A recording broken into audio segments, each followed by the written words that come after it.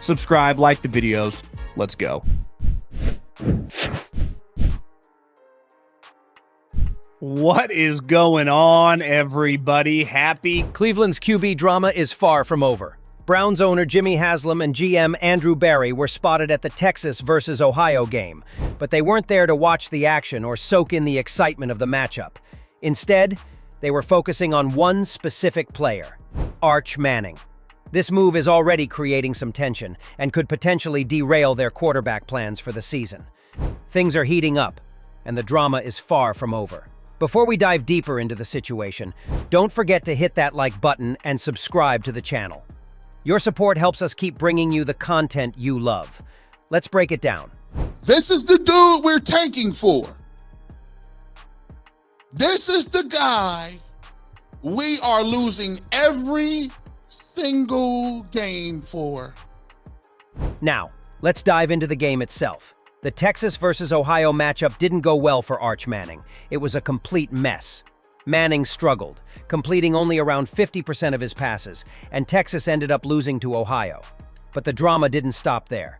Garrett Bush didn't hold back, slamming the Browns' front office. He questioned whether Manning was really the quarterback the team should be focused on, suggesting that if they go all in on him, they're setting themselves up for a rough season. The tension in Cleveland is definitely rising. Bush revealed that the Browns had told him, regardless of the draft outcome, they were already looking ahead to next year for a better option. But here they were, promoting Manning as their QB1 of the future. Bush argued that in doing so, they completely ignored Shedeur Sanders, whose college stats outshine Manning's. To Bush, the Browns' focus on Manning has overshadowed Sanders' potential. That it didn't matter what we did this year because we had Arch of Nazareth. we had the next coming on deck. Colin Cowherd also weighed in on the situation, and his take wasn't exactly glowing. While he acknowledged that Arch Manning is a talented player with NFL teams watching him, Cowherd was critical of his performance. He pointed out that after this game, Manning appeared completely lost on the field. Cowherd suggested it looked like Manning hadn't put in the necessary work over the offseason, and his poor performance only added to the concerns. Now, the big question is whether the Browns should even consider trading for him, given his stock is dropping. Cowherd believes it's becoming harder to justify that decision as the season progresses. So Arch Manning, especially in the first 3.5 quarters, he was seeing things. He didn't look comfortable. He didn't set and throw. He was completely off. It looked like he just hadn't practiced. Well, this is what it meant. John McDeloff, a seasoned college football analyst, also shared his thoughts on the situation. He pointed out that while Arch Manning has received a lot of hype, we need to remember he's only 6 months into his college career. McDeloff explained that this is common in football. Players get a lot of attention early on, but the pressure to meet those expectations can be overwhelming. He warned that even a slight dip in performance can send players into a downward spiral, moving from school to school and eventually becoming expendable.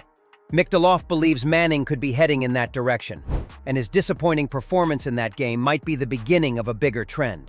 Right? He's in college for 6 months and he's the number 1 pick or he's the number 2 pick. Happens all the time. So honestly, a lot of hype when it comes to that sport, kind of know when you're 15, 16 years old. Football's kind of the opposite. We see all the time these guys can't miss quarterback prospect, end up on 3 schools in 2 years. Can't miss quarterback prospect, never lives up to the hype and is benched by year 2. McDeloff didn't hold back. He went further, saying the hype around Arch Manning has gotten completely out of hand, far beyond what he actually deserves. He argued that the media frenzy is more about generating clicks and views than recognizing Manning's actual abilities. McDeloff emphasized that this isn't just a game, there's real pressure involved, and it's starting to take a toll on Manning. The constant media spotlight is only adding more weight on his shoulders, and it's becoming evident in his performances. But I've said this for a long time. The hype on Arch Manning was fucking insane. He is, and I know what you're doing, you're in the business. I always hate the word it's for clicks. Well, yeah, that's the business they're in. The business Ryan Day's in is to win games. If you do something for the internet in terms of writing, your job is to get people to click on it and look. right? It's why Bronny James a couple years ago was mocked as a top 10 pick. It's why Arch Manning this year is being, most people are talking about it. It's not just one person, it's universal.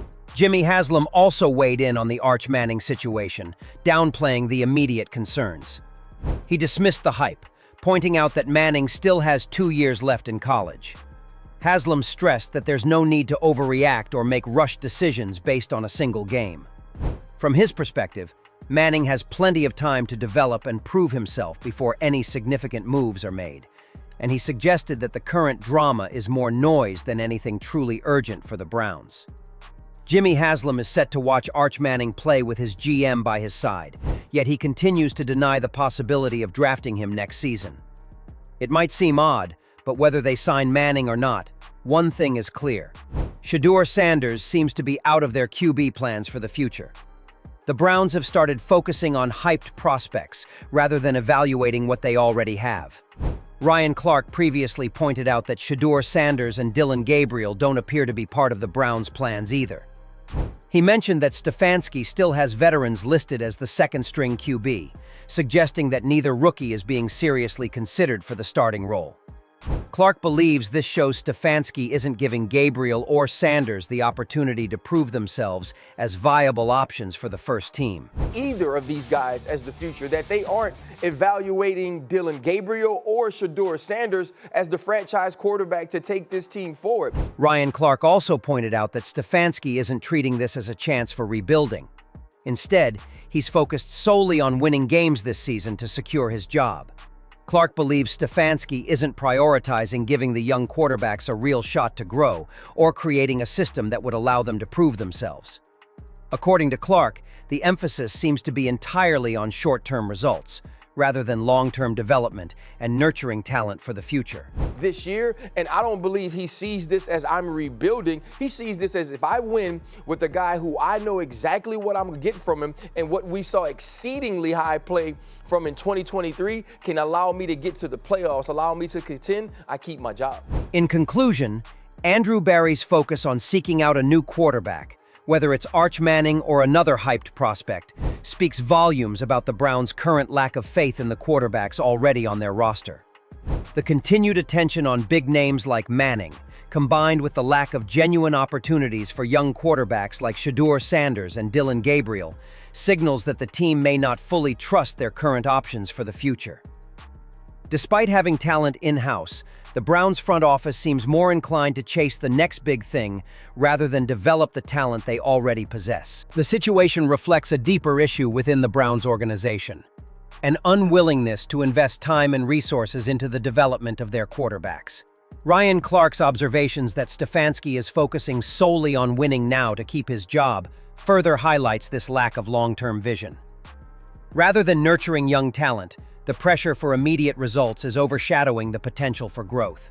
If the Browns continue this approach, they risk not only overlooking promising quarterbacks like Sanders and Gabriel, but also creating a cycle where the team remains in search of a franchise QB, never fully committing to the players they have in front of them. What do you think, though? Should the Browns stick with the quarterbacks they have, like Shedeur Sanders or Dillon Gabriel, and give them a real shot to prove themselves?